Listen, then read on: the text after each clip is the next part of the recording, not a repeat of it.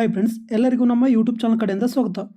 ನಾವು ಮೊನ್ನೆ ಹಿಂದಿನ ವಿಡಿಯೋದೊಳಗೆ ಕೇರಳ ರಾಜ್ಯದ ಬಗ್ಗೆ ಸಂಪೂರ್ಣವಾಗಿ ಚರ್ಚೆಯನ್ನು ಮಾಡಿದ್ವಿ ಸ್ನೇಹಿತರೆ. ಇನ್ನು ಇವತ್ತಿನ ವಿಡಿಯೋದೊಳಗೆ ಅರುಣಾಚಲ ಪ್ರದೇಶ ರಾಜ್ಯದ ಬಗ್ಗೆ ಸಂಪೂರ್ಣ ಮಾಹಿತಿನ ಚರ್ಚೆಯನ್ನು ಮಾಡ್ತಾ ಹೋಗೋಣ. ಯಾವ ರೀತಿಯಪ್ಪ ಅಂದ್ರೆ, ಪ್ರಸ್ತುತ ಈ ರಾಜ್ಯದ ವಿಸ್ತೀರ್ಣ ಎಷ್ಟಿದೆ, ಜನಸಂಖ್ಯೆ ಎಷ್ಟಿದೆ, ರಾಜ್ಯದ ತಲಾದಾಯ ಎಷ್ಟಿದೆ, ಪ್ರಸ್ತುತ ಲೋಕಸಭಾ ಕ್ಷೇತ್ರಗಳೆಷ್ಟಿದಾವೆ, ಈ ರೀತಿಯಾಗಿ ಪ್ರತಿಯೊಂದು ಅಪ್ಡೇಟೆಡ್ ಮಾಹಿತಿನ ಚರ್ಚೆಯನ್ನು ಮಾಡ್ತಾ ಹೋಗೋಣ ಸ್ನೇಹಿತರೆ. ಹಾಗಾದರೆ ಮೊದಲೇದಾಗಿ ಇಲ್ಲಿ ಈ ರಾಜ್ಯ ಯಾವಾಗ ಉದಯವಾಗುತ್ತೆ ಅಂತ ತಿಳ್ಕೊತಾ ಹೋಗೋಣ. ಯಾವಾಗ ಉದಯವಾಗುತ್ತೆ? 21 ಜನವರಿ 1972 ಈ ಅರುಣಾಚಲ ಪ್ರದೇಶ ರಾಜ್ಯ ಕೇಂದ್ರಾಡಳಿತ ಪ್ರದೇಶವಾಗಿ ಮೊದಲೇ ಬಾರಿಗೆ ಜಾರಿಗೆ ಬರುತ್ತೆ. ನಂತರ ಈ ರಾಜ್ಯ ಅದರ ಕೇಂದ್ರದೊಳಗೆ ರಾಜೀವ್ ಗಾಂಧಿ ಸರ್ಕಾರ ಇರುತ್ತೆ. ಯಾವಾಗ? 1987 ಅವಾಗಿದ್ದು 20 ಫೆಬ್ರವರಿ 1987 ರಾಜ್ಯವಾಗಿ ಕೂಡ ಘೋಷಣೆ ಆಗುತ್ತೆ ನೋಡಿ ಸ್ನೇಹಿತರೆ. ಕೇಂದ್ರಾಡಳಿತ ಪ್ರದೇಶ ಇದ್ದಿದ್ದು ರಾಜ್ಯವಾಗಿ ಘೋಷಣೆ ಆಗುತ್ತೆ. ನೆಕ್ಸ್ಟು ಅರುಣಾಚಲ ಪ್ರದೇಶಕ್ಕೆ ಸಂವಿಧಾನದ 371H ವಿಧಿಯ ಪ್ರಕಾರ ವಿಶೇಷ ಸ್ಥಾನಮಾನ ಕೂಡ ನೀಡಲಾಗುತ್ತೆ ನೋಡಿ ಸ್ನೇಹಿತರೆ. ಅಂದರೆ ಯಾವ ರೀತಿಯಪ್ಪ ಅಂದ್ರೆ, ಸಂವಿಧಾನದ 371H ವಿಧಿಯನ್ನು ಸಂವಿಧಾನದ 55ನೇ ತಿದ್ದುಪಡಿ ತರ್ತಾರೆ. ತಿದ್ದುಪಡಿ ತಂದು ಯಾವಾಗ? 1986 ತಿದ್ದುಪಡಿ ತರ್ತಾರೆ. ತಂದು 371H ವಿಧಿಯ ಪ್ರಕಾರ ವಿಶೇಷ ಸ್ಥಾನಮಾನವನ್ನು ಈ ರಾಜ್ಯಕ್ಕೆ ನೀಡ್ತಾರೆ. ನೆಕ್ಸ್ಟ್, ಈ ರಾಜ್ಯದ ಪ್ರಸ್ತುತ ವಿಸ್ತೀರ್ಣ ಎಷ್ಟಿದೆಯಪ್ಪ ಅಂದ್ರೆ 83,743 ಚದರ ಕಿಲೋಮೀಟರ್ ಇದೆ ನೋಡಿ ಸ್ನೇಹಿತರೆ. ವಿಸ್ತೀರ್ಣದೊಳಗೆ ಭಾರತದಲ್ಲಿ 14ನೇ ಅತಿ ದೊಡ್ಡ ರಾಜ್ಯ ಕೂಡ ಆಗಿರುತ್ತೆ ಇದು. ನೆಕ್ಸ್ಟು, ಈ ರಾಜ್ಯದ ರಾಜಧಾನಿ ಯಾವುದಾಗಿರುತ್ತೆ? ಇಟಾನಗರ ಆಗಿರುತ್ತೆ. ಅದರ ಜೊತೆಗೆ ಈ ರಾಜ್ಯದ ಅತಿ ದೊಡ್ಡ ಪಟ್ಟಣ ನಗರ ಕೂಡ ಆಗಿದೆ ನೋಡಿ ಸ್ನೇಹಿತರೆ. ಇದು ಯಾವುದು? ಇಟಾನಗರ. ನೆಕ್ಸ್ಟು, ಈ ರಾಜ್ಯ ಯಾವ ಯಾವ ರಾಜ್ಯಗಳೊಂದಿಗೆ ತನ್ನ ಗಡಿಯನ್ನು ಹಂಚಿಕೊಂಡಿದೆ ಅಂತ ತಿಳ್ಕೊಂತ ಹೋಗೋಣ. ದಕ್ಷಿಣಕ್ಕೆ ಅಸ್ಸಾಂ ಮತ್ತು ನಾಗಾಲ್ಯಾಂಡ್ ರಾಜ್ಯದೊಂದಿಗೆ ಗಡಿಯನ್ನು ಹಂಚಿಕೊಂಡಿದ, ಪಶ್ಚಿಮಕ್ಕೆ ಭೂತಾನ್ ದೇಶದೊಂದಿಗೆ ಗಡಿಯನ್ನು ಹಂಚಿಕೊಂಡಿದ, ಪೂರ್ವದಲ್ಲಿ ಮಯನ್ಮಾರ್ ದೇಶದೊಂದಿಗೆ ಗಡಿಯನ್ನು ಹಂಚಿಕೊಂಡಿದ, ಉತ್ತರದೊಳಗೆ ಚೀನಾದ ಟಿಬೇಟ್ನ ಸ್ವಾಯತ್ತ ಪ್ರದೇಶದೊಂದಿಗೆ ಮ್ಯಾಕ್ ಮೋಹನ್ ಲೈನ್ ಬರುತ್ತಲ್ಲ ಅದರೊಂದಿಗೆ ವಿವಾದಿತ ಸುಮಾರು 1129 ಕಿಲೋಮೀಟರ್ ಉದ್ದದಂಥ ಗಡಿಯನ್ನು ಹಂಚಿಕೊಂಡಿದೆ ನೋಡಿ ಸ್ನೇಹಿತರೆ ಇದು. ನೆಕ್ಸ್ಟು, ಅರುಣಾಚಲ ಪ್ರದೇಶ ರಾಜ್ಯದ ಆಡಳಿತ ವ್ಯವಸ್ಥೆ ಯಾವ ರೀತಿ ಇದೆ ಅಂತ ತಿಳ್ಕೊತಾ ಹೋಗೋಣ. ಈ ರಾಜ್ಯದ ಪ್ರಸ್ತುತ ರಾಜ್ಯಪಾಲರು ಯಾರಿದ್ದಾರೆ? ಕೈವಲ್ಯ ತ್ರಿವಿಕ್ರಮ್ ಪರ್ನಾಯಕ್ ಅಂತಿದ್ದಾರೆ. ನೆಕ್ಸ್ಟು, ಪ್ರಸ್ತುತ ಮುಖ್ಯಮಂತ್ರಿಗಳಾರಿದ್ದಾರೆ? ಪೇಮಾ ಕೊಂಡವರಿದ್ದಾರೆ. ನೆಕ್ಸ್ಟು, ಈ ರಾಜ್ಯದೊಳಗೆ ಉಪಮುಖ್ಯಮಂತ್ರಿಗಳು ಕೂಡ ಇದ್ದಾರೆ ನೋಡಿ ಸ್ನೇಹಿತರೆ. ಅವ್ರು ಯಾರಪ್ಪ ಅಂದ್ರೆ ಚೌನ್ಮೆ ಅನ್ನೋರು ಇದ್ದಾರೆ. ನೆಕ್ಸ್ಟು, ಈ ರಾಜ್ಯದೊಳಗೆ ಕೇವಲ ವಿಧಾನಸಭೆ ಮಾತ್ರ ಕಂಡು ಬರುತ್ತಾ, ವಿಧಾನ ಪರಿಷತ್ತಲ್ಲಿ ನೋಡಿ ಸ್ನೇಹಿತರೆ. ಇಲ್ಲಿ ಈ ರಾಜ್ಯ ಏಕ ಶಾಸಕಾಂಗ ಸ್ಥಾನವನ್ನು ಹೊಂದಿರುತ್ತೆ. ಹಾಗಾದರೆ ಎಷ್ಟು ವಿಧಾನಸಭಾ ಸ್ಥಾನಗಳು ಕಂಡು ಬರ್ತಾವಪ್ಪ ಅಂದ್ರೆ, ಈ ರಾಜ್ಯದೊಳಗೆ 60 ವಿಧಾನಸಭಾ ಸ್ಥಾನಗಳ ಕಂಡು ಬರ್ತಾವ. ಈ ರಾಜ್ಯದಿಂದ ರಾಜ್ಯಸಭೆಗೆ ಕೇವಲ ಒಬ್ಬ ಸದಸ್ಯ ಆಯ್ಕೆ ಆಗ್ತಾನೆ ಮತ್ತು ಲೋಕಸಭೆಗೆ 2 ಸದಸ್ಯರು ಆಯ್ಕೆ ಆಗ್ತಾರೆ. ನೆಕ್ಸ್ಟು, ಈ ರಾಜ್ಯದ ಹೈಕೋರ್ಟ್ ಎಲ್ಲಿ ಕಂಡು ಬರ್ತಪ್ಪ ಅಂದ್ರೆ ಗುವಾಹಟಿ ನಗರದೊಳಗೆ ಕಂಡು ಬರುತ್ತೆ. ಇದರೊಂದು ಉಪಪೀಠ ಕೂಡ ಇಟಾನಗರದಲ್ಲಿ ಇದೆ ನೋಡಿ ಸ್ನೇಹಿತರೆ. ನೆಕ್ಸ್ಟು, ಈ ರಾಜ್ಯದೊಳಗೆ ಪ್ರಸ್ತುತ ಎಷ್ಟು ಜಿಲ್ಲೆಗಳು ಕಂಡು ಬರ್ತಾವಪ್ಪ ಅಂದ್ರೆ 28 ಜಿಲ್ಲೆಗಳು ಕಂಡು ಬರ್ತಾವ. ನೆಕ್ಸ್ಟು, ಈ ರಾಜ್ಯದ ಕೆಲವು ಪ್ರಮುಖ ಚಿಹ್ನೆಗಳ ಬಗ್ಗೆ ನೋಡ್ತಾ ಹೋಗೋಣ. ಹಾಗಾದ್ರೆ ಈ ರಾಜ್ಯದ ಹಕ್ಕಿ ಯಾವುದಪ್ಪ ಅಂದ್ರೆ ಹಾರ್ನ್ಬಿಲ್ ಆಗಿರುತ್ತೆ. ರಾಜ್ಯದ ಮೀನು ಯಾವುದು? ಗೋಲ್ಡನ್ ಮಹಿಸೆರೆಬ್. ನೆಕ್ಸ್ಟು, ಈ ರಾಜ್ಯದ ಹೂವು ಯಾವುದಾಗಿರುತ್ತೆ? ಫಾಕ್ಸ್ಟೈಲ್ ಆರ್ಕಿಡ್ ನೋಡಿ ಸ್ನೇಹಿತರೆ. ನೆಕ್ಸ್ಟು, ರಾಜ್ಯದ ಸಸ್ತನಿ ಯಾವುದು? ಮಿಥುನ. ನೆಕ್ಸ್ಟು, ರಾಜ್ಯದ ಮರ ಸ್ನೇಹಿತರೆ, ಮರ ಯಾವುದು? ಹಾಲಾಂಗ್ ಮರ. ನೆಕ್ಸ್ಟು, ಈ ರಾಜ್ಯದ ಜನಸಂಖ್ಯೆ ಬಗ್ಗೆ ನೋಡ್ತಾ ಹೋಗೋಣ. ಹಾಗಾದರೆ ಜನಸಂಖ್ಯೆ ಒಳಗೆ ಭಾರತದಲ್ಲಿ 26ನೇ ಅತಿ ದೊಡ್ಡ ರಾಜ್ಯವಾಗಿರುತ್ತೆ. ಈ ರಾಜ್ಯದ ಜನಸಂಖ್ಯೆ ಎಷ್ಟಿದೆ? 15,80,000 ಇದೆ. ಅಂದರೆ ಇದು 2023 ಮಧ್ಯಂತರ ವರದಿ ಪ್ರಕಾರ 15,80,000 ಜನಸಂಖ್ಯೆ ರಾಜ್ಯದೊಳಗೆ ಕಂಡು ಬರುತ್ತೆ. ರಾಜ್ಯದ ಜನಸಾಂದ್ರತೆ ಎಷ್ಟಿದೆಯಪ್ಪ ಅಂದ್ರೆ ಪರ್ ಚದರ ಕಿಲೋಮೀಟರ್ ವ್ಯಾಪ್ತಿಯೊಳಗೆ 17 ಜನಸಂಖ್ಯೆ ವಾಸ ಮಾಡುತ್ತೆ. ನೆಕ್ಸ್ಟು, ಇದರೊಳಗೆ ನಗರ ಪ್ರದೇಶದೊಳಗೆ ಎಷ್ಟು ಜನಸಂಖ್ಯೆ ವಾಸ ಮಾಡುತ್ತಪ್ಪ ಅಂದರೆ ಈ ರಾಜ್ಯದೊಳಗೆ 22.94% ನಗರ ಪ್ರದೇಶದೊಳಗೆ ವಾಸ ಮಾಡ್ತಾರೆ. ಗ್ರಾಮೀಣ ಪ್ರದೇಶದೊಳಗೆ ಎಷ್ಟು ಜನಸಂಖ್ಯೆ ವಾಸ ಮಾಡುತ್ತೆ? 77.06% ಗ್ರಾಮೀಣ ಪ್ರದೇಶದೊಳಗೆ ಈ ರಾಜ್ಯದ ಜನಸಂಖ್ಯೆ ವಾಸ ಮಾಡುತ್ತೆ ನೋಡಿ ಸ್ನೇಹಿತರೆ. ಅತಿ ಹೆಚ್ಚು ಜನರು ಗ್ರಾಮೀಣ ಭಾಗದೊಳಗೆ ವಾಸ ಮಾಡ್ತಾರೆ. ನೆಕ್ಸ್ಟು, ಈ ರಾಜ್ಯದ ಲಿಂಗಾನುಪಾತ ಎಷ್ಟಿದೆಯಪ್ಪ ಅಂದ್ರೆ 1997 ಇದೆ. ಲಿಂಗಾನುಪಾತದೊಳಗೆ ಭಾರತದಲ್ಲಿ 5ನೇ ಸ್ಥಾನದೊಳಗಿದೆ ನೋಡಿ ಸ್ನೇಹಿತರೆ ಈ ರಾಜ್ಯ. ನೆಕ್ಸ್ಟು, ಅರುಣಾಚಲ ಪ್ರದೇಶ ರಾಜ್ಯದ ಸಾಕ್ಷರತೆ ಎಷ್ಟಿದೆ ಅಂತ ತಿಳ್ಕೊಂತ ಹೋಗೋಣ.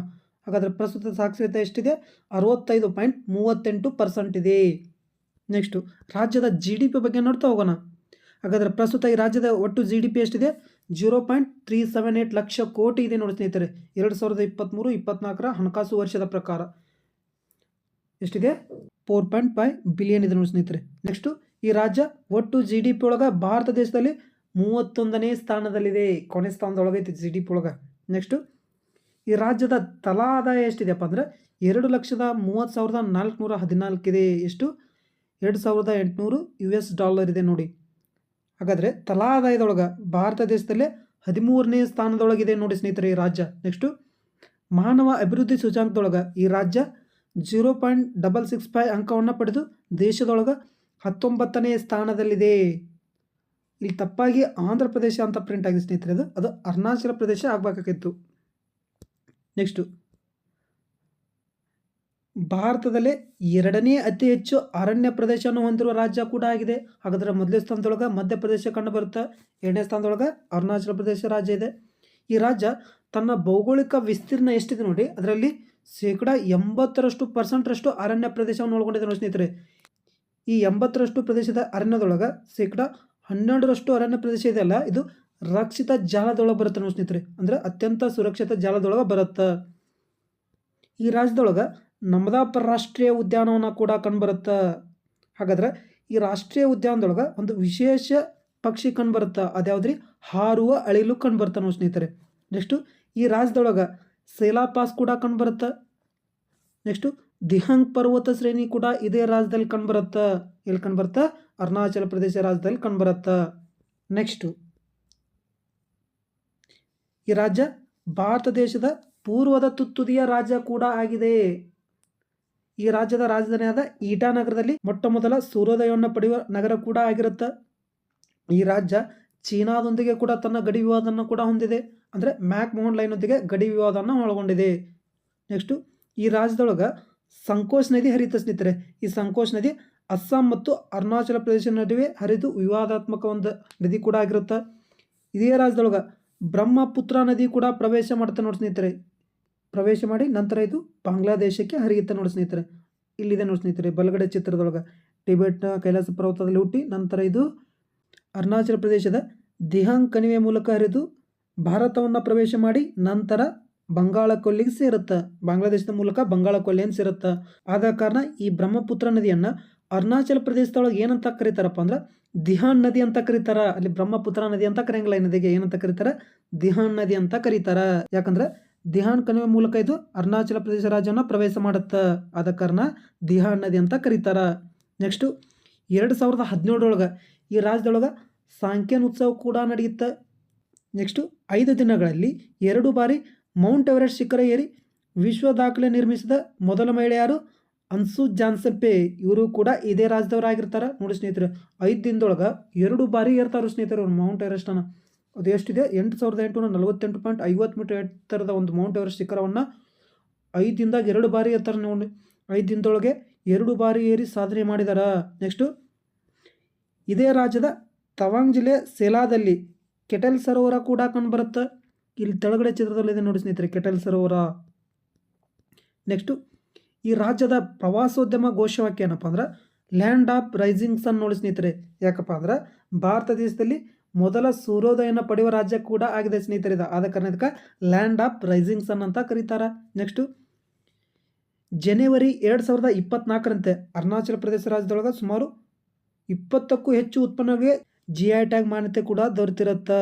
ನೆಕ್ಸ್ಟು ಈ ಅರುಣಾಚಲ ಪ್ರದೇಶ ರಾಜ್ಯದ ಪಶ್ಚಿಮ ಭಾಗದೊಳಗೆ ನಿಸ್ಸಿ, ಶೆರ್ಡುಕ್ಷನ್, ಅಕಾ, ಮೋನ್ಪಾ, ಅಪತಾನಿ ಮತ್ತು ಹಿಲ್ಮಿರ್ ಎಂಬ ಅನೇಕ ಬುಡಕಟ್ಟು ಜನಾಂಗ ಕೂಡ ವಾಸ ಮಾಡ್ತಾವೆ ನೋಡಿ ಸ್ನೇಹಿತರೆ. ವೆರಿ ಇಂಪಾರ್ಟೆಂಟ್ ಇದು. Thank you friends. ಈ ಮಾಹಿತಿ ನಿಮಗೆ ಇಷ್ಟವಾಗಿದ್ದರೆ ನಮ್ಮ ಚಾನಲ್ ಆದ ಅಡ್ಡಾ ವಾರಿಯರ್ಸ್ ಯೂಟ್ಯೂಬ್ ಚಾನಲ್ಗೆ ಲೈಕ್ ಮಾಡಿ, ಶೇರ್ ಮಾಡಿ, ಸಪೋರ್ಟ್ ಮಾಡಿ. ಕೆಳಗಡೆ ಕಮೆಂಟ್ ಬಾಕ್ಸ್ ಒಳಗೆ ನಿಮ್ಮ ಅನಿಸಿಕೆಯನ್ನು ತಿಳಿಸಿ. ಈ ವಿಡಿಯೋದ ಏನಾದರೂ PDF ಬೇಕಾಗಿತ್ತಂದರೆ ಈ ವಿಡಿಯೋದ ಕೆಳಗಡೆ ಡಿಸ್ಕ್ರಿಪ್ಷನ್ ಬಾಕ್ಸ್ ಕೆಳಗೆ ನಮ್ಮ ಟೆಲಿಗ್ರಾಮ್ ಚಾನಲ್ ಲಿಂಕ್ ಶೇರ್ ಮಾಡಿರ್ತೇನೆ. ಅದಕ್ಕೆ ಜಾಯ್ನ್ ಆಗಿ ಪ್ರತಿಯೊಂದು ವಿಡಿಯೋದ PDF ಅನ್ನು ನೀವು ಅಲ್ಲಿ ಪಡೆದುಕೊಳ್ಳಬಹುದು. Once again thank you.